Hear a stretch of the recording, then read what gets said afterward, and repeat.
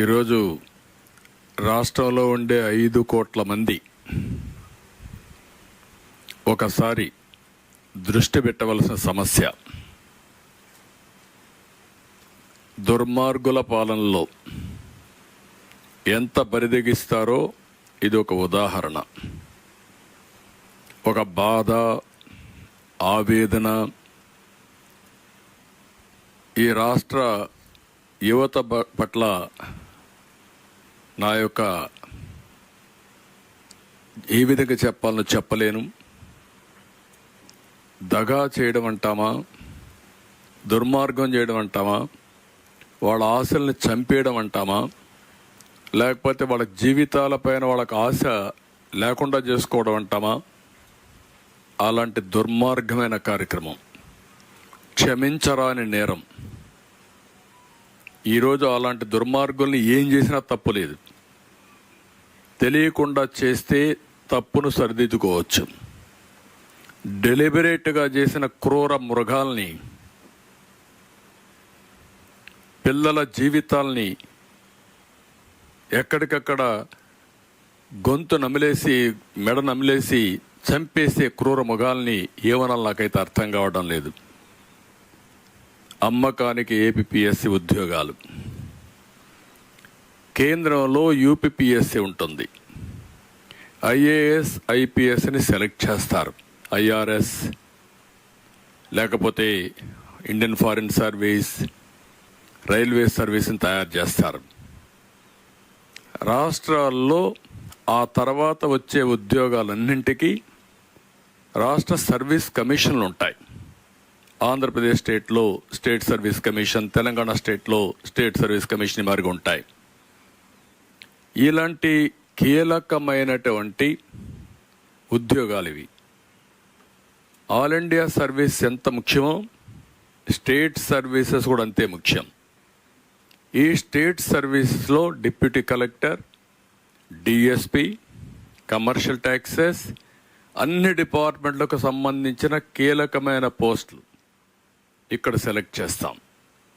వీళ్ళందరూ నెక్స్ట్ లెవెల్లో all India services కూడా ఎలిజిబుల్. ఇక్కడ సెలెక్ట్ అయిన డిఎస్పి రేపు ఎస్పీ అవుతాడు. ఇక్కడ సెలెక్ట్ అయిన డిప్యూటీ కలెక్టర్ కలెక్టర్ అవుతాడు. ఇలాంటి అతి కీలకమైన పోస్టుల్ని వీళ్ళే రేపు కమర్షియల్ ట్యాక్స్ డిపార్ట్మెంట్లో రెవెన్యూ కలెక్షన్ చేస్తారు. ఇన్కమ్ ట్యాక్స్ ఆఫీసర్స్ ఎంత ముఖ్యమో కమర్షియల్ ట్యాక్సెస్లో కానీ మున్సిపల్ అడ్మినిస్ట్రేషన్లో కూడా గ్రూప్ 1 సర్వీసెస్ ఉంటాయి, గ్రూప్ 2 సర్వీసెస్ ఉంటాయి. ఇలాంటివన్నీ ఉంటే భారత రాజ్యాంగ ప్రకారం మనకి ఇచ్చిన హక్కు ఇది. నిరుద్యోగ జీవితాల్లో నిరుద్యోగులే కాదు, ఇది ఈరోజు ప్రతి ఒక్కరి ఆశ ప్రజాసేవ. కొంతమంది రాజకీయాల ద్వారా పవిత్రమైన వృత్తిని ఎంపిక చేసుకొని సర్వీస్ చేయాలనుకుంటే ఈరోజు ఐటీలో కోట్ల రూపాయలు ఆదాయం వచ్చినా కాదు, నేను ప్రభుత్వ సేవలు అందించాలని గ్రూప్ 1కి, గ్రూప్ 2కి ఇవన్నీ వస్తారు, అటు కేంద్రానికి ఇటుగానే. నేను చాలామందిని చూశాను. వాళ్ళకొక కళ. ఆ కళ ఏంటంటే నేను సర్వీస్ కమిషన్లో సెలెక్ట్ అయ్యి మెరిట్లో రాష్ట్ర ప్రజలకు పేదరిక నిర్మూలన చేయడానికి నేను ముందుకు రావాలి అనేది వాళ్ళ ఆలోచన.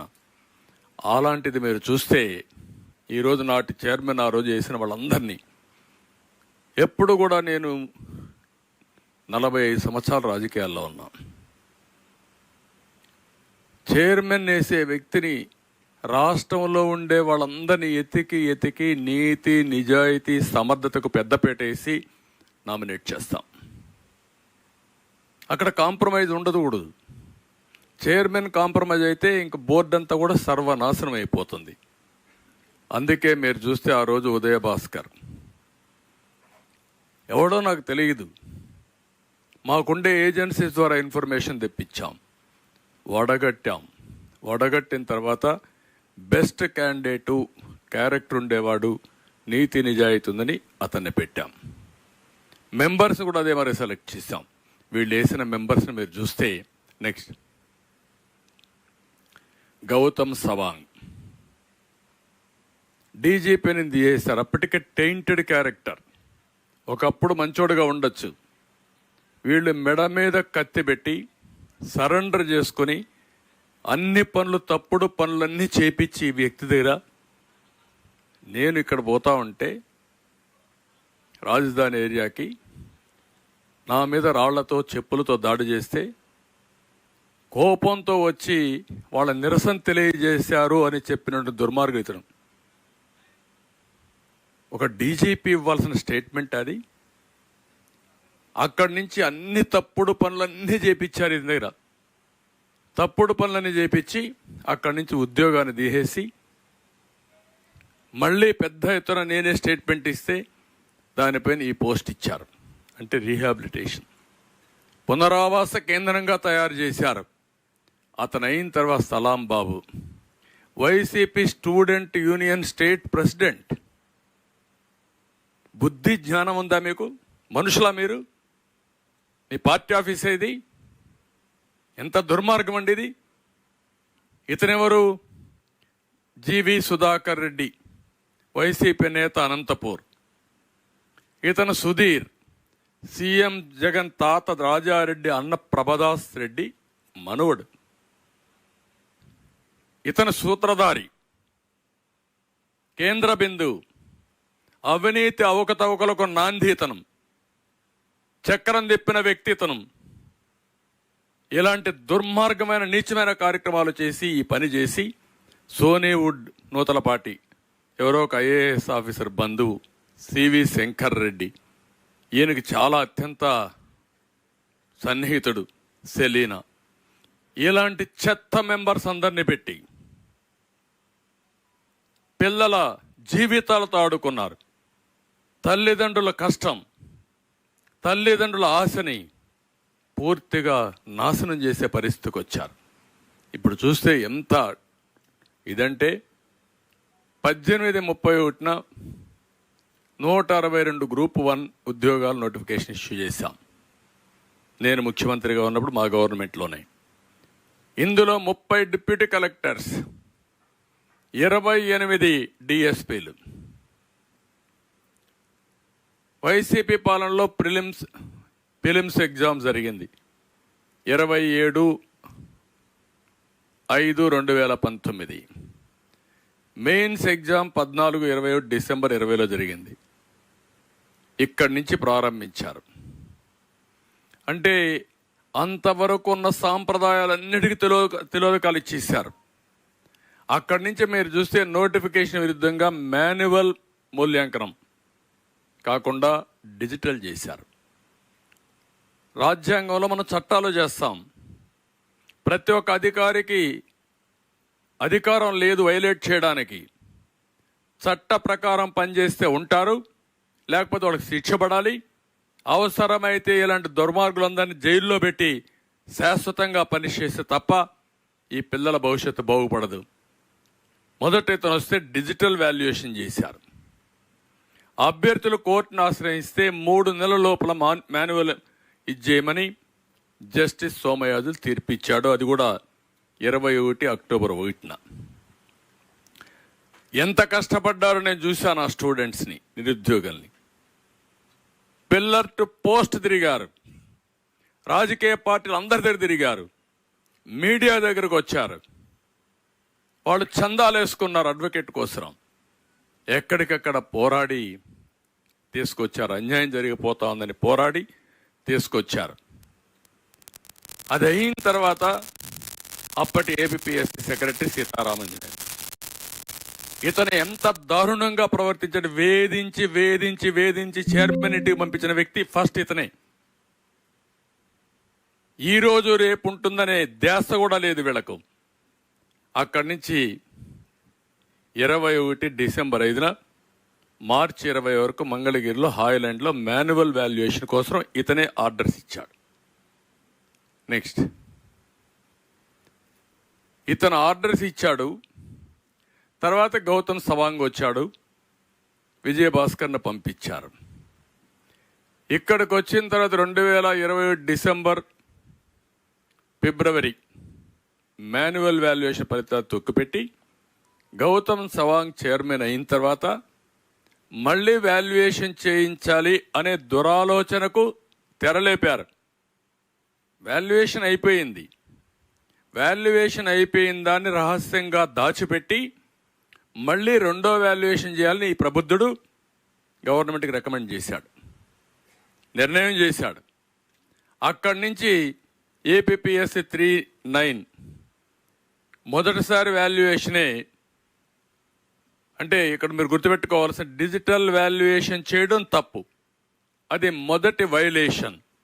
డిజిటల్ వాల్యుయేషన్ చేసిన తర్వాత మాన్యువల్ వాల్యుయేషన్ జరిగింది, అది తొక్కి పెట్టి మళ్ళా ఇంకొక వ్యాలిడేషన్, మళ్ళీ మాన్యువల్ వ్యాలిడేషన్ చేశాడు. ఇవన్నీ కూడా ఏ విధంగా దాచిపెట్టారో కోర్టుకు కూడా భయం లేదు వీళ్ళకు. అఫిడవిట్స్ వేస్తే ఎప్పుడో ఒకసారి తగులుకుంటే ఏమవుతా అనే భయం లేకుండా విచ్చలవిడితనంతో తయారయ్యే పరిస్థితి వచ్చారు. ఆ ఎవిడెన్స్ ఇప్పుడు నేను ప్రూవ్ చేస్తాం. నెక్స్ట్ ఇక్కడ చూడండి, రెండో వాల్యుయేషన్ జరగలేదని కోర్టుని మిస్లీడ్ చేశారంటే బరిదెగించిన ఉగ్రవాదులు వీళ్ళు. లెక్కలేనితనం. ఎప్పుడైనా ఒక చిన్న తప్పు చేయాలంటే మన ఆత్మ మనకు సహకరించదు, ఘోషిస్తూ ఉంటుంది, నువ్వు తప్పు చేస్తున్నావు, ఎప్పుడో దొరుకుతావని. బరి దిగించారు. బరి దిగించి ఈరోజు మీరు చూస్తే 2020 డిసెంబర్ 22 ఫిబ్రవరి వాల్యుయేషన్ జరిగిన ఆధారాలు. వాల్యుయేషన్ జరగలేదని చెప్పారు, అవి కూడా చూపిస్తాను నేను మీకు. ఇక్కడ చూస్తే డేటా టెక్ మెథడెక్స్కి సీతారామన్ లేఖ రాశాడు. ఏమని రాశాడు? ఇది డేట్ కూడా ఇక్కడ క్లియర్గా ఉంది, అవన్నీ మీరు చూసినప్పుడు 25/11/2021. In this regard the commission has decided to entrust the work relating to printing and supply of 3,000 control bundle slips as per the design approved at the rates mentioned in your quotation. Applicable taxes will be deducted as per the rules in force in the final bill అని క్లియర్గా, అంటే ఇది evidence కదా రెండోసారి మీరు వాల్యుయేషన్కి ఇచ్చారని. Next, ఇది strong room వద్ద భద్రత ఏర్పాటు చేయాలని గుంటూరు ఎస్పీకి ఇతను ఒక లెటర్ రాశాడు 3/12/2021. ఇక్కడ మీరు చూసే this is to inform that commission has decided to conduct evaluation of Group 1 main examination papers of spot valuation camp from 6/12/21 at Holland NH5 near NRI Hospital, Chinakakani, Guntur district. Since the work is of a highly confidential nature, it is requested that a closed vehicle with police escort to be provided to transport the answer papers from the Commissioner's office on NG Road in Vijayawada to the evaluation camp on 5/12/21 by 11 a.m. Strict monitoring is required to ensure safe transportation of the confidential material. చాలా స్పష్టంగా ఇక్కడ security కోసం letter రాశాడు. Next, హైలాండ్లో manual valuation చేయడానికి వచ్చిన అధికారులకి భోజనం వసతి ఏర్పాటు చేయమని చేసిన దానికి 20 లక్షలు ఆవాస రిసార్ట్కు చెల్లించిన బిల్లులు. ట్రాన్స్పోర్టేషన్కు ఆర్డర్ ఇచ్చాడు, పలాంది ఎక్కడ చేయాలని చెప్పారు, కంపెనీకి చెప్పారు. ఇక్కడికి వస్తే భోజనానికి కూడా డబ్బులు ఖర్చులు ఇచ్చారు. నెక్స్ట్, ఇక్కడ డిసెంబర్ 5 నుంచి ఫిబ్రవరి 26 వరకు స్ట్రాంగ్ రూమ్ వద్ద భద్రతకు కర్నూలు నుండి తీసుకొచ్చిన కానిస్టేబుల్స్ వివరాలు. వీళ్ళందరూ కానిస్టేబుల్స్, వాళ్ళ వివరాలు, వాళ్ళ నెంబర్లు అవన్నీ వీళ్ళందరూ ఆ రోజు ఇక్కడుండి స్ట్రాంగ్ రూమ్ దగ్గర భద్రత ఏర్పాటు చేశారు. ఇక్కడ మీరు చూస్తే వాల్యుయేషన్ పూర్తి చేసి పోస్ట్ వాల్యుయేషన్ పేపర్స్ అనేది దిద్దిన తర్వాత టాలీ షీట్లు తయారు చేయడానికి పోస్ట్ వాల్యుయేషన్ కోసం ఫిబ్రవరి 2/22 డేటా టెక్ మెథడెక్స్కి రామాంజనేయులు ఒక లెటర్ రాశాడు. వాల్యుయేషన్ అయ్యింది. In this connection it is decided to entrust the post examination work, that is scanning, image scanning of all sheets, editing, processing the results, collection of required data from sections concerned for generation of all relevant list, etc. to your agency as per rates mentioned in your quotation. Applicable taxes will be deducted as per rules in force in the final bill. Process అంతా క్లియర్గా చేశారు. Next పేపర్లో ఉంది మనకు సాక్షి, official gazette, దొంగ సాక్షి. పేపరే లేదు వీళ్ళకు. తప్పుడు వార్తలు వేయడానికి, ప్రజల్ని మభ్యపెట్టడానికి, రాష్ట్రాన్ని మోసం చేయడానికి, మోసం చేసిన దాన్ని కప్పిపుచ్చుకోవడానికి చేసే తప్పుడు పేపర్ ఇది. ఇక్కడ రాస్తాడు, సొంత పేపర్లు రాసి మొత్తం అయిపోయింది, ఫలితాలు వచ్చేసాయి, అనౌన్స్ చేసేస్తున్నామని చెప్పే పరిస్థితికి వచ్చారు. నెక్స్ట్ ఇక్కడ ఏపీపీఎస్సి మనం గుర్తుపెట్టుకోవాల్సింది, ఫస్ట్ టైం డిజిటల్ ఎవాల్యుయేషన్ చేయడానికి వీలు లేదు, రెండోసారి వాల్యుయేషన్ చేయడానికి వీలు లేదు, 3 సార్లు వాల్యుయేషన్ చేశారు. మొదట మీరు డిజిటల్ చేశారు కాబట్టి తప్పున హైకోర్టు మొట్టికాయలేసి వాతలు పెట్టి ఈ ప్రభుత్వాన్ని మళ్ళీ వాల్యుయేషన్ చేయమన్నారు, మాన్యువల్ వాల్యుయేషన్ చేయమన్నారు. మాన్యువల్ వాల్యుయేషన్ చేసి దాన్ని తప్పిపెట్టారు. ఎందుకంటే వీళ్ళకి అమ్ముడు పోలేదు, వీళ్ళకి కావాల్సిన మనుషులు రాకపోతే అది కప్పిపుచ్చి అక్కడి నుంచి ఇతను తీర్మానం అయిన తర్వాత తాడేపల్లి కొంపలో తయారు చేసిన లిస్టుకి ఆదేశాలు వచ్చాయి వాళ్ళకు. అంటే పిల్లల పట్ల వాళ్ళ భవిష్యత్తుకు మరణ శాసనాలు అక్కడ తయారు చేశారు ఈ దుర్మార్గులు. లిస్ట్ వస్తే ఈ పెద్ద మనిషి ఆల్ ఇండియా సర్వీస్కి అన్ఫిట్. ఇలాంటి పెద్ద మనిషి దాన్ని అమలు చేసి 3వసారి వాల్యుయేషన్ చేస్తాడు. ఏమనాలండి వీళ్ళని? ఏం చెప్పాలి వీళ్ళకు? రేపనే మాట లేదు. దుర్మార్గుడు ఒక సైకో ఏం చెప్తే చేసేస్తారు. ఆ సైకోని ఎవరు చంపేమని చంపేస్తారు వీళ్ళు. చంపేస్తే ఏమవుతుందో కూడా తెలియదు వీళ్లకు. అలాంటి దుర్మార్గమైన కార్యక్రమం చేసే పరిస్థితికి వచ్చారు. తర్వాత ఇక్కడ కోర్టు న్యాయం జరుగుతుంది. అయితే న్యాయం జరిగే వరకు మనం బతుకుండాలి. చాలామంది చనిపోతారు. ఎందుకు చనిపోతారంటే వీళ్ళు పెట్టే టార్చర్ను తట్టుకోలేక. ఒకవేళ టార్చర్ను తట్టుకున్న కోర్టులకు పోయి ఎక్కడికెక్కడికో పోవాలి, వీళ్ళు సొంత డబ్బులు వేసుకోవాలి. ఇప్పుడు వీళ్ళు ఫైట్ చేసిందంతా సొంత డబ్బులు చందాలు వేసుకొని అడుక్కొని పిల్లల భవిష్యత్తు కోసం పోరాడారు. గవర్నమెంట్ ప్రజల ట్యాక్సెస్ని ద్వారా వచ్చిన డబ్బుల్ని కోట్ల రూపాయలు ఖర్చు పెట్టి ఢిల్లీలో ఎక్కడుండే మేధావులు అడ్వకేట్స్ అందరినీ తీసుకొచ్చి వీళ్ళని నాశనం చేయడం కోసం ప్రయత్నం చేస్తారు. ఈరోజు ఈ రాష్ట్రంలో మీరు చూస్తే హైయెస్ట్ బడ్జెట్ ఖర్చు పెట్టింది అడ్వకేట్స్ కోసం. ఎంత డబ్బులు ఖర్చు పెట్టారంటే 100,000 కోట్ల రూపాయలు ఖర్చు పెట్టి తప్పులను కప్పిపుచ్చుకోవడానికి, ప్రజలను హెరాస్ చేయడానికి, జైల్లో పెట్టడానికి, లేని తప్పులు ఆరోపణలు పెట్టడానికి చేశారు. అందుకే మీరు ఇక్కడ చూస్తే చాలా క్లియర్గా చాలా సమయం అయింది. 5 ఏళ్ళు అయింది జరగడానికి, వీళ్ళకి న్యాయం జరగడానికి. నిరంతరం పోరాడారు. అందరి తిరిగా నా దగ్గరికైతే ఒక 5-10 సార్లు వచ్చి ఉంటారు. ఓసారి నేను కూడా బిజీలో ఉండి మమ్మల్ని మేము కాపాడుకోలేకుండా ఉంటే ఓసారి చూద్దాం చేద్దామని కూడా చెప్పిన సందర్భాలు నాకు గుర్తున్నాయి.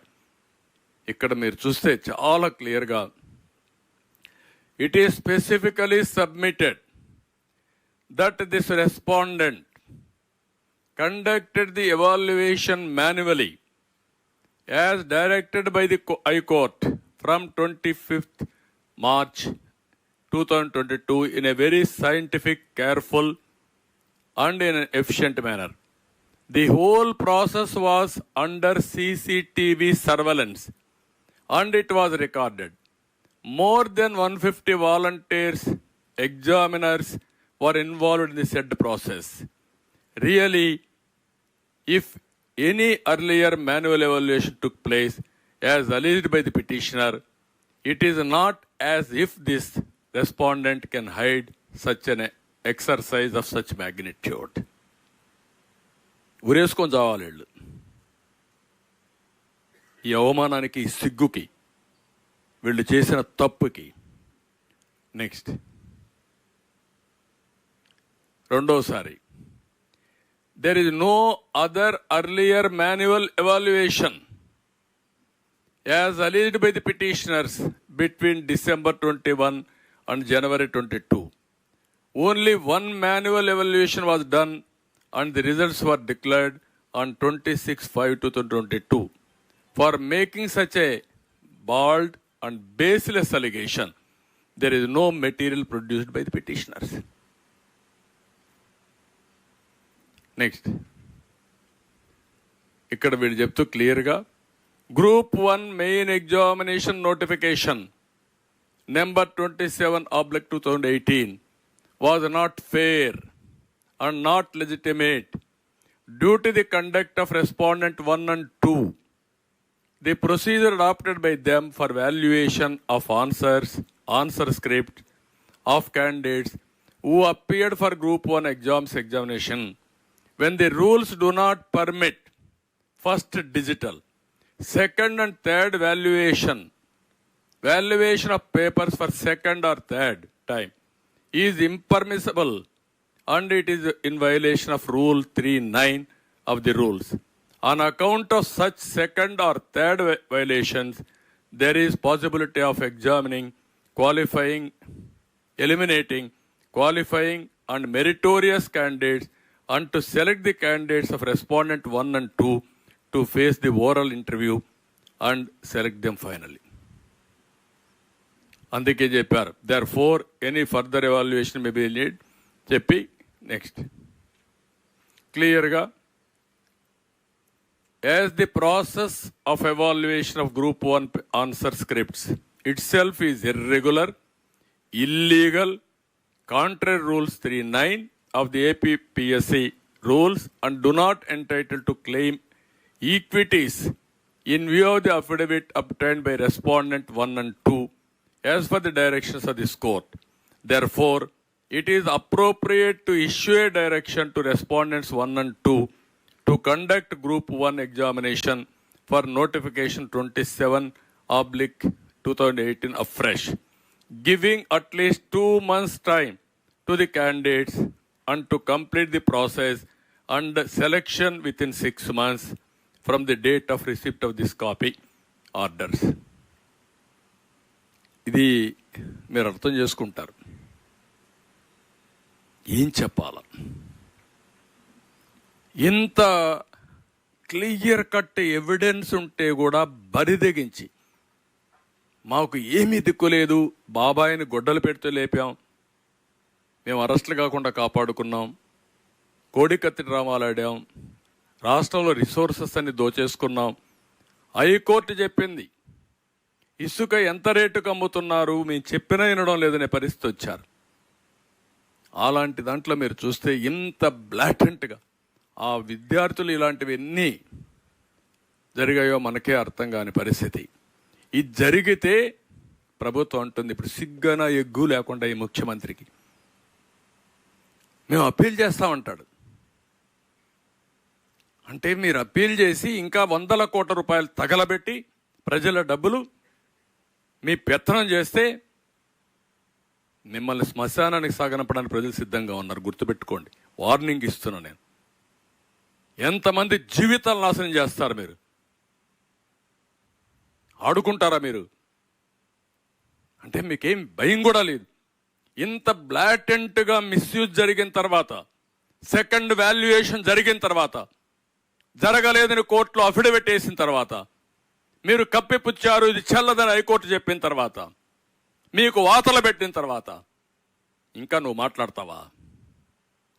ముఖ్యమంత్రిగా పరిపాలించడం నీకు అర్హత ఉందా? నీ ప్రభుత్వానికి ఒక్క రోజు కంటిన్యూ కావడానికి అర్హత ఉందా మీకు? ఈ రాష్ట్రంలో యువత భవిష్యత్తును ఆడుకున్న మీరు, నీచంగా ప్రవర్తించిన మీరు ఇంకా కూడా బుకాయిస్తారా? మీరు ఎవడికి బుకాయిస్తారు అంటే మమ్మల్ని అందరినీ కేసులు పెడతాను బుకాయిస్తారు. అంతే కదా మీరు చేసే పని, తప్పుడు పని. ఇలాంటి దుర్మార్గుల్ని ఏం చేయాలని ఆలోచించాల్సిన అవసరం ఉంది ప్రతి ఒక్కరు కూడా. బాధ ఆవేదనతో చెప్తున్నా.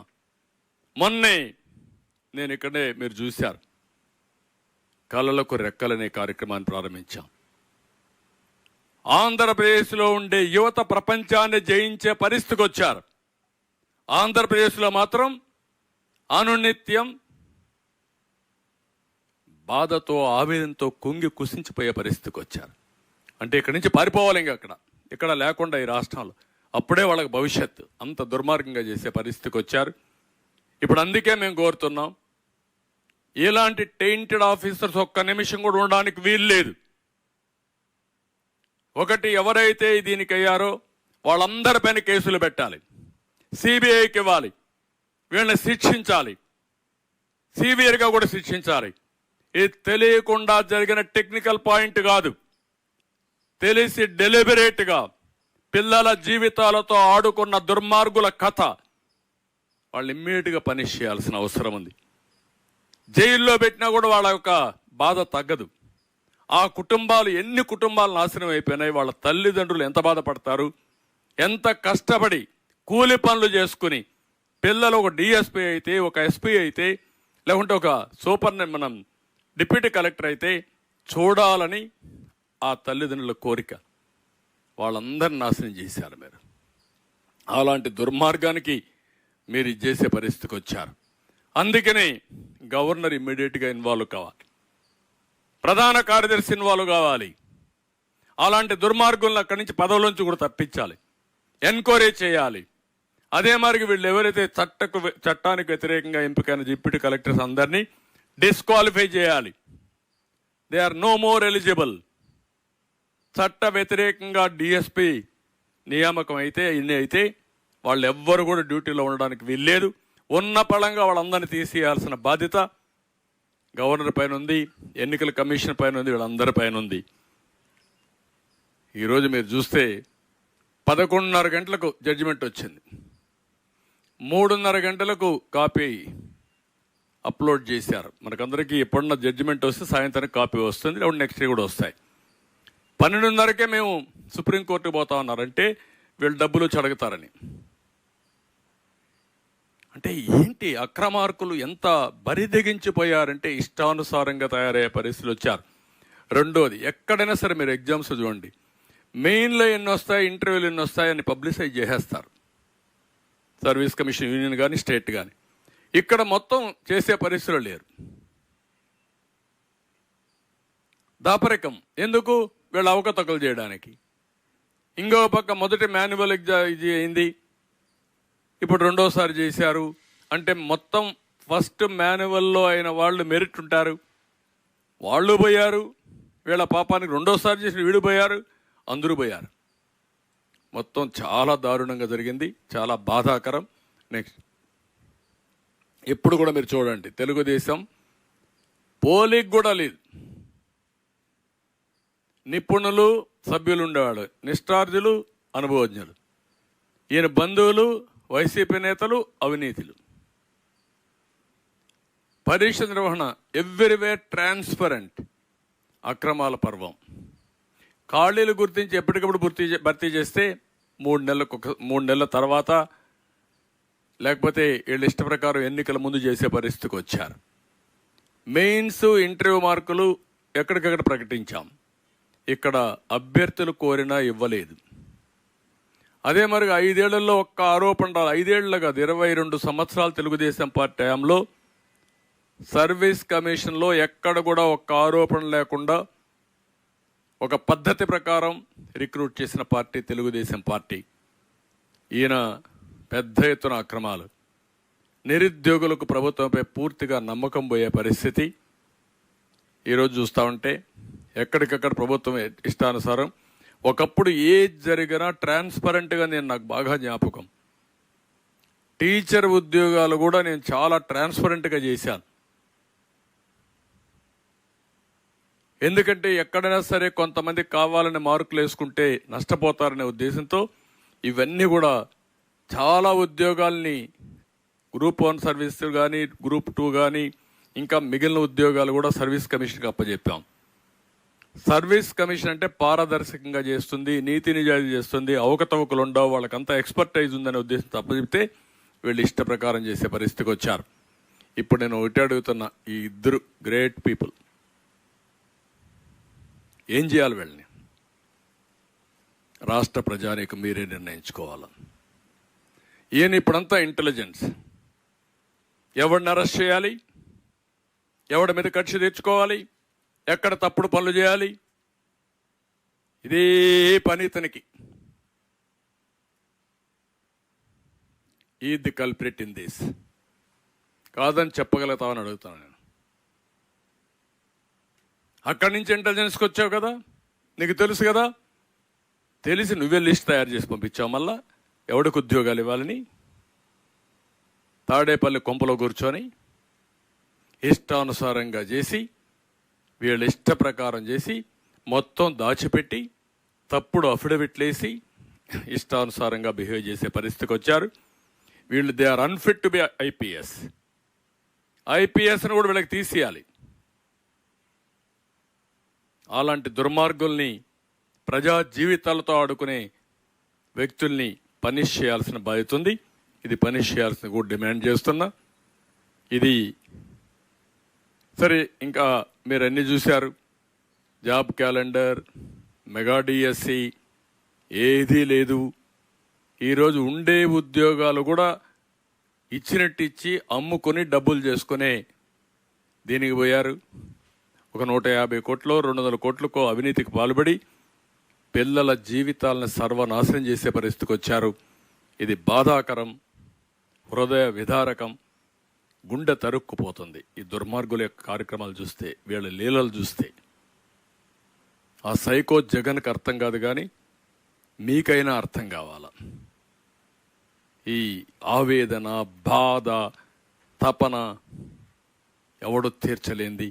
ఆ విషయం గుర్తుపెట్టుకోవాల్సిందిగా నేను కోరుతూ ఇప్పుడు చెప్పాల. ఈ జగన్, సజ్జల, గౌతమ్, సీతారామంజనేయులు, ఆయన పేషీలు ఇంకొక ఆయన ధనంజయ రెడ్డి, ఆయన ఒక పెద్ద హీరో అక్కడ. మొత్తం రాజకీయం, సెటిల్మెంట్లు, అదే మరిగా మళ్ళీ రాజీలు. ఆయన ఏంటి రాజకీయం అంటే? మీరు రాజకీయం చేస్తున్నారు, మీరు సెటిల్మెంట్లు చేస్తున్నారు, మీరు రౌడీజాలు చేస్తున్నారు అంటే రేపు అనేది లేకుండా ఇష్టానుసారంగా చేసే పరిస్థితి. ఎలాంటి వాళ్ళు ఉండడమే ఈ రాష్ట్రానికి పట్టిన దుర్గతి. బాధాకరం, విచారకరం. అందుకే చెప్తున్నా, మేలుకోమంటున్న యువతని, ఇది మీకు జరిగిన అన్యాయమే కాదు, రాష్ట్రానికి జరిగిన అన్యాయం. ఈ ఒక్క అన్యాయం కాదు, ఇది 5 ఏళ్లు పోరాడిన నిరుద్యోగులు సాధించిన విజయం, నిరూపించిన సత్యం. ఇది వీళ్ళు 5 ఏళ్లు పోరాడకపోతే ఈ దొంగలు ఎక్కడికక్కడ మేము హీరోస్ కింద మేము అమ్ముకున్నాం, మేమే కరెక్ట్గా చేశాం, మేము ఇంత అఘాయిత్యం చేశాం, కోర్టులో కూడా అఫిడవిట్ వేసాం, మేము హీరోస్ అని సంకలెగరేసుకునేవాళ్ళు. రెండో వాల్యుయేషన్ జరిగిందనే విషయం, అంత డబ్బులు ఖర్చు పెట్టి అన్ని డాక్యుమెంటరీ ఎవిడెన్స్ ఉంటే కాదు అని చెప్పగలిగే బరిదెగింపు ఉంటే వీళ్ళు ఏమనాలండి? అంటే ఈరోజు మీరు చేసే అన్ని తప్పుడు పనులే కదా, అన్ని ఎదవ పనులే కదా. అతను ఎదవ పనులు చేయమంటే మీరు ఎదవ పనులు చేయడం ఏంటి? మీకు బుద్ధి జ్ఞానం ఉండాలి కదా. ఇంకా నిద్ర లేస్తే అబద్ధాలు మాట్లాడడం, ఆ అబద్ధాలని బ్లూ మీడియాలో వేసుకోవడం, సోషల్ మీడియాలో వేయడం, ప్రజల్ని మభ్యపెట్టడం, ప్రజల్ని మోసం చేయడం, ఇలాంటి తప్పుడు పనులు చేసి సహజ వనరులు పోయినాయి. ఇంకొక పక్కన టెక్నాలజీలో పెద్ద ప్రమాదం కూడా ఉంది. ఆ ప్రమాదమే ఇక్కడ ఒక్క విషయంలో మీరు చూశారు, టైటిల్ యాక్ట్లో వచ్చింది మళ్ళా. అంటే ఈ దుర్మార్గులు ఇంట్లో కూర్చొని ఏమైనా మార్చేస్తారు. ఒకప్పుడు ఏదైనా మార్చాలంటే పేపర్స్ మార్చాలి, పేపర్స్ మారిస్తే కొంత కరెక్షన్స్ ఉంటాయి. ఇప్పుడు వీళ్ళ దగ్గరనే పాస్వర్డ్ ఉంటే ముఖ్యమంత్రి గారి ఇంట్లో కూర్చొని ఏది కావాలంటే అది మార్చేయగలుగుతారు. ఇది దుర్మార్గుల చేతుల్లో టెక్నాలజీ ఉంటే ఎంత ప్రమాదమో, ట్రాన్స్పరెంట్గా ఉంటే అంత ప్రయోజనం. ఆ స్టేజ్కి మనం రీచ్ అయ్యాం. ఏముంది, ల్యాండ్ టైటిల్ యాక్ట్ ఇంకోటి ఉన్నాయి, 22A పెట్టేస్తారు. 22A ఏంటి? Government land. అయిపోయింది నీ పని. ఇంకెవడు కాపాడలేడు మనల్ని. ఇది గవర్నమెంట్ భూమయ్యా. కాదండి నాది, మా తాత ఇచ్చాడు, మా ముత్త, ఎవరి దగ్గర చెప్పుదో, ఎక్కడుంది రికార్డు నీ దగ్గర? ఆ స్టేజ్కి వచ్చేసాం. ఇంతవరకు జరిగిన దౌర్జన్యాలు మనం గుర్తుపెట్టుకోవాలి. రాష్ట్రంలో ఉండే ప్రజలు గుర్తుపెట్టుకోవాలి. మీ తరపున మేము పోరాడుతున్నాం. ఈ మాత్రం ధైర్యంగా మాట్లాడడానికి కూడా చాలామంది సాహసించలేకపోతున్నారు. ఇంకా కడుపు కాలిన వాడు కూడా రోడ్డు మీదకి రాలేకపోతున్నాడు, చెప్పుకోలేకపోతున్నాడు బాధ. ఇది చూసిన తర్వాత నిస్సహాయ స్థితిలో ఆ ఉద్యోగం రాకపోతే ఏ ట్రైన్ కింద పడో లేకుంటే ఏ ఆత్మహత్య చేసుకొని చనిపోవాలి. అది కూడా మళ్ళా ఆ ఆత్మహత్య చేసుకొని చనిపోతే వేరే వాళ్ళు చంపేశారని చెప్పేస్తారు వాళ్ళు. ఇంత నీచులు, పరమ దుర్మార్గులు వీళ్ళు. దానికోసం మీరందరూ కూడా ఆలోచించాలి. రాష్ట్రంలో ఉండే యువత, రాష్ట్రంలో ఉండే తల్లిదండ్రులు, కుటుంబ సభ్యులు, మీ పిల్లల భవిష్యత్తే కాదు మీ భవిష్యత్తు కూడా అంధకారమైంది. అందుకే నేను మొన్న కూడా చెప్పా, ప్రజలు గెలవాలి, రాష్ట్రం నిలబడాలి. ఇది జరగకపోతే ఇంక మనం ఎవరికి భవిష్యత్తు లేదు ఈ రాష్ట్రంలో. మేధావులు, సోకాల్డ్ మేధావులు ఎవరైతే ఆయన సపోర్ట్ చేస్తున్నారో మీ కక్కుర్తి కోసరం, మీ పదవుల కోసరం, ఎంగిలి మెతుకుల కోసం సపోర్ట్ చేయొద్దండి. మంచిది కాదు ఇది. రాజకీయ విద్వేషాలు వేరే, విభేదాలు వేరే. ఇలాంటి దుర్మార్గులను సపోర్ట్ చేస్తే పాముకు పాలు పోసి పెంచారు, పెంచిన తర్వాత కాటేస్తూ ఉంది. ఇంకా కూడా మీరు పంచం చేరితే మాత్రం చాలా ప్రమాదం ఉంటుంది. ఈ రాష్ట్రాన్ని కాపాడుకోవడానికి ప్రతి ఒక్కరు ముందుకు రావాల్సిందిగా అందరినీ కోరుతాను. Thank you.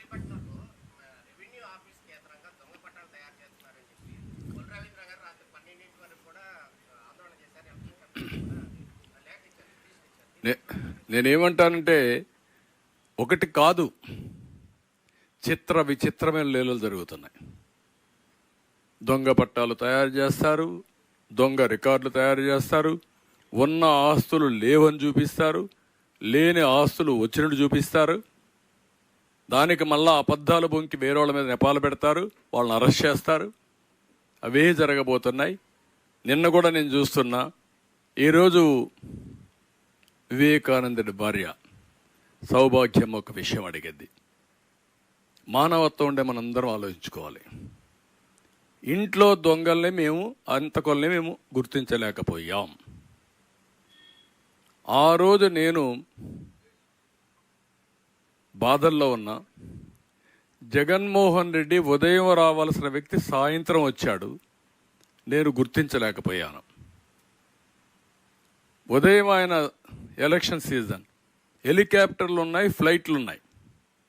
హెలికాప్టర్ ఎక్కితే నేరుగా కడపలో దిగచ్చు, గంటలో బాబాయ్ హత్య జరుగుంటే జన అనేది అక్కడ పోవచ్చు. ఉదయం నుంచి రాకుండా సాయంత్రం రోడ్ జర్నీలో వచ్చాడు. వచ్చిన తర్వాత నాటకాలన్నీ, ముందు గుండెపోటు అవన్నీ మార్చేసి చెప్పేశారు. తర్వాత ఆవిడ చెప్పింది క్లియర్గా, ఎప్పుడైతే మేము కోర్టుకు పోవాలి, మనం సిబిఐ వేయాలి అని మేము అడిగాం, అడిగిన తర్వాత వద్దని నివారించాడు. అప్పుడు మా అనుమానం బలపడింది.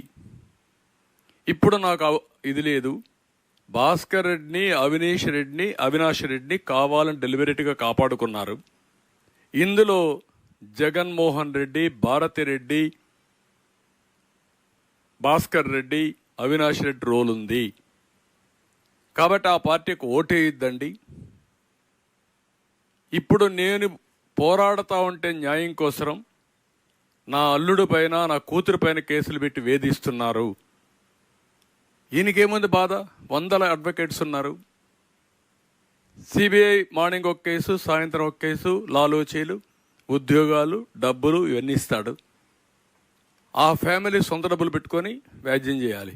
Is it possible? మానవత్వం ఉండే ప్రతి ఒక్కడు ఆలోచించాలి ఈ విషయాన్ని. సొంత భార్య రోడ్డెక్కి ఘోషిస్తూ ఉంటే, ఒక బాబాయికి ఇలాంటి జరిగితే సమాధానం చెప్పవలసిన బాధ్యత ఇతనికి లేదా? ఇక్కడ నేను అడిగాను, సమాధానం చెప్తాడా వచ్చి? సమాధానం చెప్పినటువంటి అబద్ధాల కోరిని మనం నమ్మాలనా? ధైర్యం ఉంటే చెప్పాలి కదా, ఇది జరిగిందని చెప్పాలి కదా, కాదు ఇది జరగలేదని చెప్పాలి కదా. నా ఆఫీసర్, బ్రహ్మాండమైన ఆఫీసర్స్ చెప్పాలి కదా. నువ్వు చెప్పండి, మీ ముగ్గురు వచ్చి. ది గ్రేట్ గౌతమ్ సవాంగ్ చెప్పు, సీతారామాంజనేయులు చెప్పు, ముఖ్యమంత్రి నువ్వు సమాధానం చెప్పు. నువ్వు చెప్పలేకపోతే నేను మనిషి ఉన్నాడు కదా సజ్జల, నోటుకోచోటు వాగుతున్నాడు, లేకపోతే ధనంజయ రెడ్డి ఉన్నాడు, రమ్మనండి. Answer all these things. నీ అట్రాసిటీస్ ఇంకా జరగవు. ఆ విధంగా అడ్డుకుంటున్నామని మా మీద దాడులా, మా మీద నీచాతి నీచమైన ఆరోపణలు పెడతారా సోషల్ మీడియాలో? 5 రోజుల నుంచి వస్తున్నాయి. ఎవరైనా ఒక్కరొచ్చి మీరు చెప్పగలిగారా అని నేను సమాధానం అడుగుతున్నా, నిలదీస్తున్నా. ఏదో మేము పొత్తులు పెట్టుకుంటే దానికేదో అంకలు, లేకుంటే మేమేదో ఎవరో బాధపడితే దానికి పెద్ద అంకలు. దీనికి సమాధానం చెప్పి ఎన్నికల ముందు. Otherwise you don't have any right to ask vote. ఈ విషయాలు గుర్తుపెట్టుకోవాలి. ఇలాంటి వ్యక్తులు డెమోక్రసీలో పనికిరాని వ్యక్తులు. Not only democracy, even a సమాజంలో ఉండవలసిన వ్యక్తులు కాదు వీళ్ళు. వింత జంతువులు కూడా నేను, అది ఏమనాలి నాకైతే అర్థం కాదు. అలాంటి దుర్మార్గులు.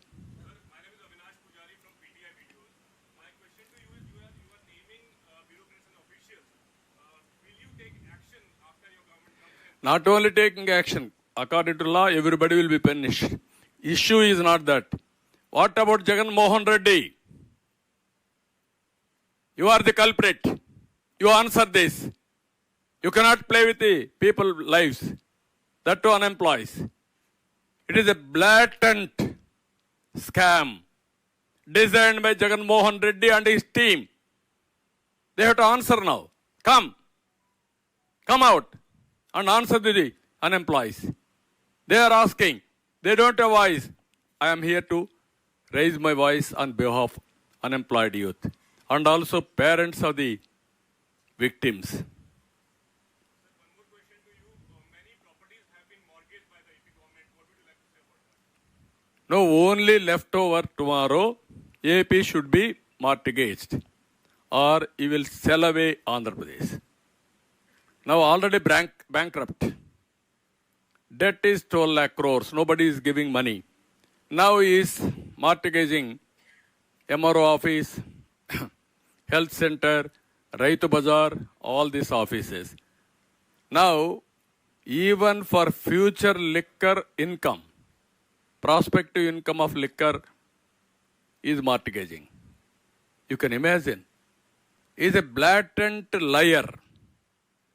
And also what he say, he won't abide even one sentence of it. Earlier he told very clearly, I will prohibition I will go first, then only I will come and ask your vote. Today, he borrowed 25,000 crores by pledging the future income. Can you believe this type of people? What is the right he is having, I am asking. Even prospective future income also he is mortgaging. Existing government properties is mortgaging. Even the unemployed, how he manipulated. That to Group 1 service. Public Service Commission. This is the thing in Andhra Pradesh. Even in all these things, one scam happened in any other state. That is the end of the day of that political party. Here, thousands of scams. Every scheme is designed only for scam. తెలంగాణలో phone tapping వ్యవహారం జరిగింది. ప్రణీత్ రావును arrest చేశారు కదా. గతంలో కూడా మన రాష్ట్రంలో కూడా ఇక్కడ కూడా ఫోన్ ట్యాపింగ్ జరిగిందని గతంలో కూడా ఇప్పుడు కూడా జరుగుతూనే ఉన్నాయి. డెఫినెట్గా అడుగుతాం. కానీ ఇప్పుడు కూడా మీ ఫోన్ నా ఫోన్ సేఫ్ అని మీరు అనుకుంటున్నారా? దుర్మార్గులు ఎన్ని చేస్తున్నారో అన్ని చేస్తున్నారు. మనం అందరం ఎంత భయంగా బతుకుతున్నాం ఇక్కడ ఈ స్టేట్లో.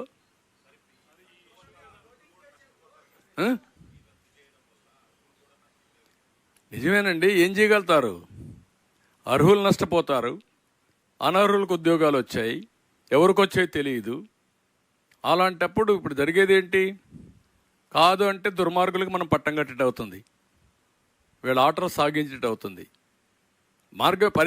నేనేమంటానంటే దీనికి పరిష్కార మార్గం ఏంటి? ఒకటే కదా, ఎవరైతే ఇలాంటి తప్పుడు పనులు చేశారో అలాంటి తప్పుడు పనులు మళ్ళా జరగకుండా ఉండాలంటే శాశ్వతంగా శిక్షించాలి. Punish them. How to punish? ఒకటి, చట్టపరంగా పనిష్ చేయడం. రెండు, రాజకీయ పరంగా పాతి పెట్టడం. మామూలుగా పాతి పెట్టడం కాదు, పాతి పెట్టి కాంక్రీట్ వేసి మళ్ళీ బయట రాకుండా చేయాల్సిన బాధ్యత ప్రతి ఒక్కరి పైన ఉంది. ఏదో నా వరకు నేనేదో పదవి కోసమో పవన్ కళ్యాణ్ కోసమో బీజేపీ కోసమో మేము అడగడం లేదు. ఈరోజు జరిగే అవకతవకలు మీరు చూస్తే ఇంకా కూడా చెప్తున్నా, సిగ్గు కూడా లేకుండా వాలంటీర్స్ పంపించి మేము అది ఇస్తాం ఇది ఇస్తాం వాళ్ళకు బ్రైబింగ్ చేసే పరిస్థితికి వస్తున్నారు. వాళ్ళకు కూడా చెప్పాం, ఇంటర్ఫియర్ కావద్దన్నాం.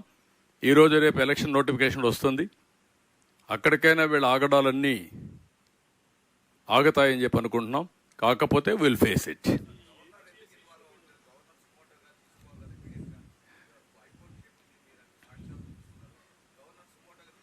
తీసుకోవాలి. అందుకే రేపు వెళ్తాం, మేము కూడా గవర్నర్ దగ్గరికి వెళ్తాం, ఆయనకు కూడా చెప్తాం. అంటే వీళ్ళు ఏం చెప్తారో, నేను బాగా బ్రహ్మాండంగా చేశాను, జడ్జెస్కి వాళ్ళకి తెలియదు న్యాయం చెప్పడం, నేను రాసిస్తే వాళ్ళు రాసి అదే చదివితే వాళ్ళు న్యాయం బ్రహ్మాండంగా చేసిన వాళ్ళు అవుతారు, కాబట్టి ఇక్కడ ఉండే హైకోర్టు లాభం లేదు, నేను సుప్రీంకోర్టుకి పోతానంటాడు. ఎక్కడికి పోతున్నాం మనం? దీనికి పనిష్మెంట్ ఏంటి? ఎన్నిసార్లు కోర్టులు ముట్టికాయలు వేశారు, ఎన్నిసార్లు కోర్టులు వాతలు పెట్టాయి. ఒక వాత పెడితే సిగ్గుండేవాడైతే రాజీనామా చేసి పారిపోతారు, నిద్ర రాదు. వీళ్ళకేముంది? సిగ్గు ఎగ్గు ఏమీ లేదు. నువ్వేం మాట్లాడు. ఇప్పుడు ఇంకొక ఆయన వస్తాడు, నన్ను బూతులు తిడతా వస్తాడు. ఆ బూతులు అర్థం చేసుకోలేకుండా ప్రజలు అందరూ ఊటే అనుకుంటున్నా, నాకు చేతగానట్టు బూతులు తిట్టలేదు. ఆ వల్గర్ లాంగ్వేజ్ నాకు రాదు, కఠినంగా మాట్లాడతాను, గట్టిగా ఉంటాను తప్ప ఇలాంటి తప్పుడు పనులు చేయడం నా జీవితంలో ఎప్పుడు చేయలేదు. తప్పుడు పనులు చేసి సమర్థించుకోవడానికి బూతులు తిట్టడం అంతకంటే నాకు రాదు. అది ఫ్రస్ట్రేషన్లో చేసే ఏదో పనులు.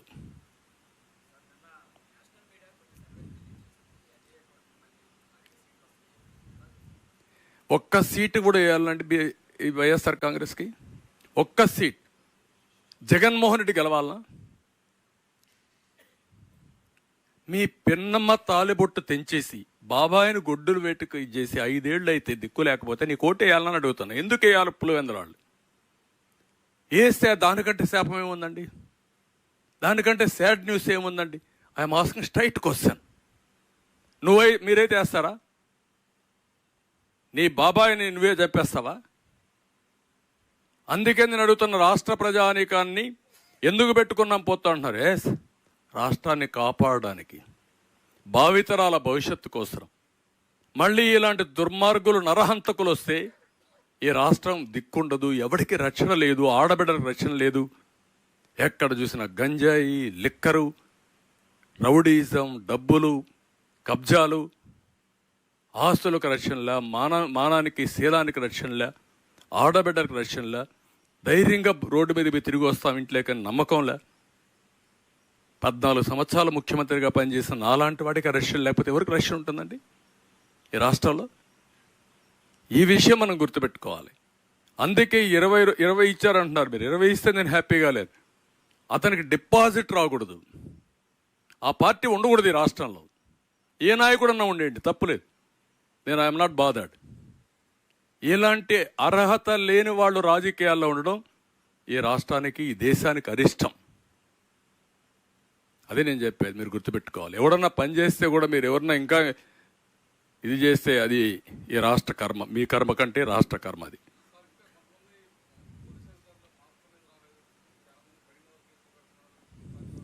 అందుకే నేను చెప్తున్నాను, ఈరోజు రేపో నోటిఫికేషన్ వస్తుంది.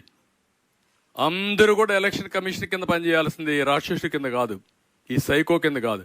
ఆ సైకో పని నిద్రలేస్తే కేసు పెట్టే వరకు వెనకబడి, ఆ కేసులు పెట్టిన తర్వాత ఎఫ్ఐఆర్లు పంపిస్తే ఆనందపడుతున్నాడు. దానికి భయపడి ఇంకా అక్కడక్కడ తప్పుడు పనులు చేస్తున్నారు. మంచిది కాదు మీకు అది. నేను చాలా స్పష్టంగా ఉన్నా, అన్ని సమీక్షలు చేస్తాను. ఇప్పుడు చేసే కేసులపైన ఎక్కువ సమీక్షలు చేస్తాం. అంటే మీకు భయం లేకుండా తప్పించుకోకుండా మీరు చేయడం తప్పు. అందుకనే చాలా స్పష్టంగా రేపటి నుంచి మీరు చూస్తారు, వీళ్ళు చేసే అవకతవకలన్నిటికీ అడ్డుకట్టేస్తాం. అడ్డుకట్టేయడం కాదు, దీనికి అడ్డుకట్టేయడానికి ప్రజలే ముందుకు రావాలి. నేను ఐఎమ్ అపీలింగ్ ఆల్ పీపుల్, బాధితులే క్యాంపెయినర్స్గా తయారు కావాలి. భావితరాల భవిష్యత్తుకు రక్షణ కల్పించే బాధ్యత మీరు ఒక రక్షకులుగా తయారు కావాలి. అది ప్రారంభమైంది తప్ప ఏం కాదు. నేను ఎన్ని మాట్లాడినా మీరు అనుకోవచ్చు నాకేదో కోపం. ఏం కోపం అంటే నాకు ఎన్నిసార్లు పొజిషన్ చూడాల, నేను ఎప్పుడూ ఇంత నాకు ఆవేశం లేదే. ఇది మీరు చెప్పండి, ఒక్క స్కామ్ మీరు చెప్పండి. ఐఎమ్ ఆస్కింగ్ స్టేట్, ఎవిడెన్స్ ఉందా లేదా దీంట్లో? ముఖ్యమంత్రి వచ్చి మాట్లాడాలని లేదా? మీరు సిగ్గుంటే ఒకటి అడుగుతారా ఇంకా? What is the right you are having? Okay,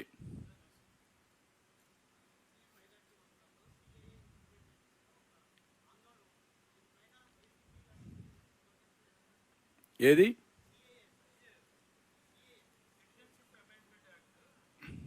అది ఆ రాష్ట్రాలకే కదా, ఇక్కడికి కాదు కదా. కాదమ్మా, ఉంది. కానీ అందరం కూడా ఏ దేశానికి పోయినా, ఇప్పుడు మనం దుబాయ్ పోతే సిటిజన్ ఇది లేదా, సిటిజన్షిప్ లేదా? మనం ఆలోచించండి. ఎప్పుడో ఒకసారి ఇవన్నీ కూడా ప్యూరిఫై చేసుకోవాలి కదా.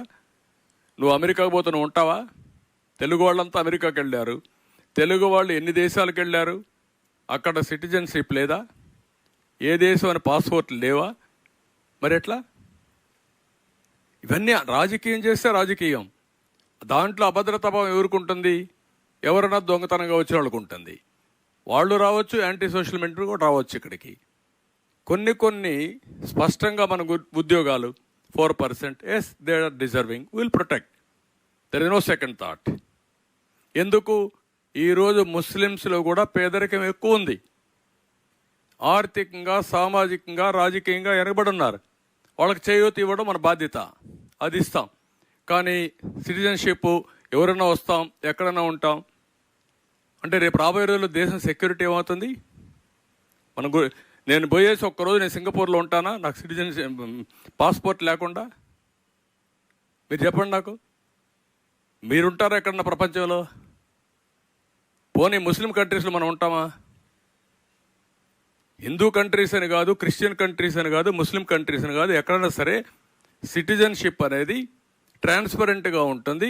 ఎవరన్నా మైగ్రేట్స్ వెళ్తాం, ఇమిగ్రేట్స్ ఉంటాం, కొన్ని రోజులు పాస్పోర్ట్ ఉంటుంది. అవసరమైతే అక్కడ సిటిజన్షిప్కి ఆ దేశంలో రూల్స్ ప్రకారం అప్లై చేసుకుంటాం, విల్ గెట్ ఇట్. అంతే కదా. అమెరికాలో కూడా గ్రీన్ కార్డు ఇస్తున్నారు, వాళ్ళు అబ్జర్వ్ చేసుకుంటున్నారు, అక్కడే సెటిల్ అవుతున్నారు. ఇవన్నీ ప్రాసెస్లో ఉంటాయి. దాన్ని కావాలని కొంతమంది రాజకీయం చేయడం కూడా కరెక్ట్ కాదు. ఎవరైనా దేశం కోసం ఆలోచించి ఏ వ్యక్తి అయినా సరే కొన్ని ఆమోదించాలి, రాజకీయాలకు అతీతంగా ముందుకు పోవాలి. మనకు కూడా కొంత క్రమశిక్షణ ఉండాలి. పవన్ కళ్యాణ్ గారు ఎమ్మెల్యేగానే పోటీ చేస్తానంటారు, ఎంపీగా చేయలేనంటారు. తప్పే ఉంది అట్లా. మేము కూర్చో మాట్లాడుకుంటాం. మేము మా పార్ట్నర్స్లో, అలయన్స్ పార్ట్నర్స్లో ఎక్కడైనా చిన్న ప్రాబ్లమ్స్ వచ్చినా కూడా సార్ట్అవుట్ చేసుకుంటాం. రెండోది, ఒకటే, నేను మా నాయకుల్ని, మా కార్యకర్తల్ని, 3 పార్టీల నాయకుల్ని, కార్యకర్తలను ఒకటే అపీల్ చేస్తున్నాం. ఈ 3 పార్టీలు కలిసి పోరాడేది రాష్ట్రాన్ని సేవ్ కాపాడుకోవడానికి, ఈ రాష్ట్ర భవిష్యత్తు కోసం చేశాం. అందుకే అందరం కలిసి ఎక్కడికి కూడా ఒక అవగాహన రావాలి. సీట్లు రాని వాళ్ళు మా పార్టీలో కూడా కొంతమంది ఉంటారు. ఎన్నో సంవత్సరాలుగా అవస్థలు పడ్డారు, కేసులు పెట్టించుకున్నారు, జైలుకు పోయారు, మళ్ళా వచ్చారు, అన్నీ కూడా ఇబ్బందులు పడ్డారు. కొంత ఆవేదన, కొంత తపన, ఇవన్నీ ఉంటాయి. కానీ ఈరోజు మనం గవర్నమెంట్ రావాలి, ఫస్ట్ స్టేట్, ప్రజలు, తర్వాత మనం. అది తప్పదు మనకు. ఆ విషయం గుర్తుపెట్టుకోవాలి.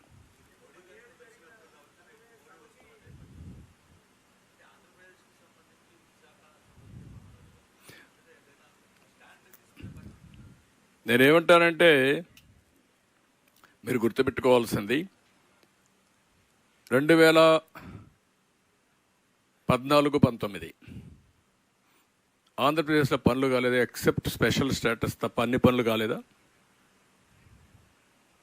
అయ్యాయి కదా.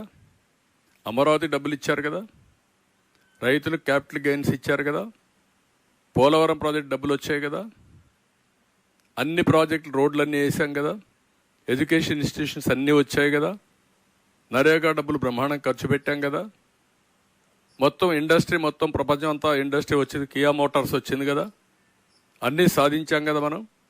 అప్పుడెప్పుడు కూడా విశాఖపట్నం స్టీల్ ప్లాంట్ విషయం కూడా రాలా కదా. రైల్వే జోన్ కూడా లాస్ట్ మైల్కి వచ్చింది. ఈ 5 సంవత్సరాలు మీరు ఏం చేశారు? వాళ్ళు ఇచ్చిన ప్రాజెక్టులు విధ్వంసం చేశారు. అమరావతి నాశనం చేశారు, పోలవరం ముంచేశారు, లేకపోతే ఇండస్ట్రీస్ని తరిమేశారు. కనీసం నిన్న చెప్పారు వాళ్ళు, విశాఖపట్నం రైల్వే జోన్కు ల్యాండ్ ఇవ్వలేదు కాబట్టి మేము పనులు ప్రారంభించలేని చెప్పారు. సిగ్గేదా మీకు ఇది? ఇంకా ఏం మాట్లాడతారు మీరు? అందుకే ఈరోజు నేను పొత్తు పెట్టుకున్నది. ఎందుకంటే డెఫినెట్గా ఆటోమేటిక్గా ఈ పనులన్నీ అవుతాయి. ఇంకోటి, ఈ పనులు కావడం కాదు, ఈరోజు ఒక రోడ్ మ్యాప్ పెట్టుకొని దేశం ముందుకు పోయే పరిస్థితి వస్తుంది. 2047 వాళ్ళు ఎంత ముందుకు పోవాలి, ఎంత ఫాస్ట్గా పోవాలని వాళ్ళు ఆలోచిస్తే, ఈ మహానుభావుడు ఎంత ఎనిక్కి తీసుకుపోవాలనో, ఎంత ఫాస్ట్గా రివర్స్ గేర్లో పోవాలనో పోయే పరిస్థితికి వచ్చాడు. ఇంకా జరగబోయేది యాక్సిడెంటే. ఆ విషయం మీరు గుర్తుపెట్టుకోవాలి. ఏదో కేంద్రం ఇంకా చేస్తుందా? డెఫినెట్గా చేస్తారు. ఆ రోజు ఆంధ్రప్రదేశ్ మీరు గుర్తుపెట్టుకుంటే, సమైక్య ఆంధ్రప్రదేశ్లో వాజ్పేయి గారు ప్రధానమంత్రిగా ఉన్నప్పుడు నేను ఆయన్ని మెప్పించాను, అన్ని రిఫార్మ్స్ తీసుకొచ్చాం. ఈరోజు ఆంధ్రప్రదేశ్లో ఒక మంచి సిటీ తెలంగాణలో ఉందంటే హైదరాబాద్, అది ఒక నమూనా. ఎవరి వల్ల అయింది అది? ఆ రోజు కోalition గవర్నమెంట్లో ఎన్డీఏలోనే జరిగింది. ఈ విషయాలు మనం గుర్తుపెట్టుకోవాల్సిన, ప్రజలకు ఒకటే అప్పీల్ చేస్తున్నా, మీరేదో బీజేపీ మీద, సరే ఈ 5 ఏళ్ళు కమ్యూనికేషన్ గ్యాప్తో ఇవన్నిటితో కొంతమందికి కొన్ని రిజర్వేషన్స్ ఉంటాయేమో, కానీ ఎవ్వరికి రిజర్వేషన్స్ ఉండాల్సిన అవసరం లేదు. ఏదైతే 2014-19లో ఇద్దరం కలిసి ఏ విధంగా అయితే అభివృద్ధి చేశామో దానికంటే మెరుగ్గా అభివృద్ధి జరుగుతుంది. నిధులు వస్తాయి, పనులు అవుతాయి. ఆ విషయం అందరూ గుర్తుపెట్టుకోవాలి.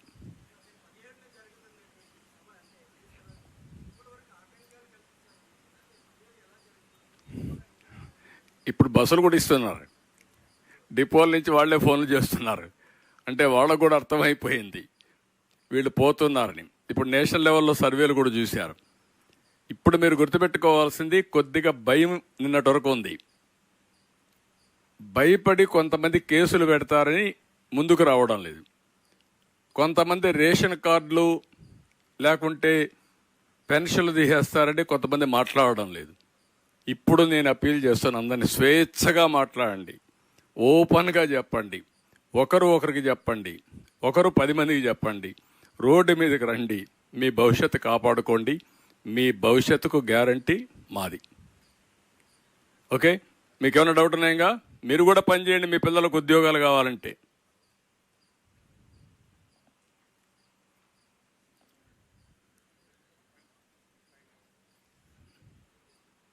ఓకే.